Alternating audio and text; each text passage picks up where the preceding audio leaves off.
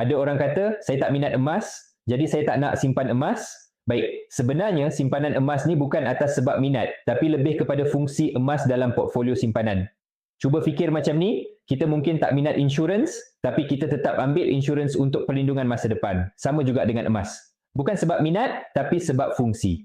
Ada juga wanita yang kata dia tak minat gold bar sebab dia lebih suka emas perhiasan. Tapi bila faham fungsi emas dari sudut simpanan, dia mula nampak nilai sebenar emas.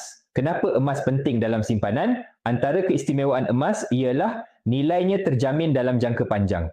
Emas juga adalah aset fizikal yang mampu milik, mudah dibawa dan mudah dijual bila diperlukan. Yang paling penting, emas adalah aset simpanan di luar sistem kewangan. Ini bermakna berapa banyak simpanan emas yang anda ada, tiada siapa pun yang tahu, termasuk kerajaan. Kalau kita jatuh muflis, harta akan disita, akaun bank dibekukan. Tapi emas, tak ada siapa boleh ambil.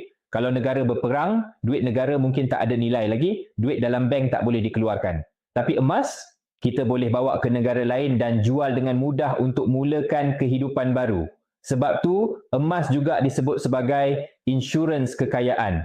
Kelebihan public gold pula ialah kita boleh beli emas ikut bajet simpanan melalui account gap, Gold Accumulation Program. Belian emas serendah RM100 dah membolehkan kita kumpul gram sehingga capai target saiz emas yang kita mahu. Tak perlu tunggu ada duit besar baru nak simpan. Mula dengan RM100 dan kumpul secara konsisten. Kalau nak tahu lebih lanjut, boleh rujuk pinat video saya untuk 5 langkah daftar akaun Public Gold. Saya akan bimbing anda cara dan langkah-langkah simpanan emas yang terbaik. Dulu ragu kini tahu. Jom simpan emas.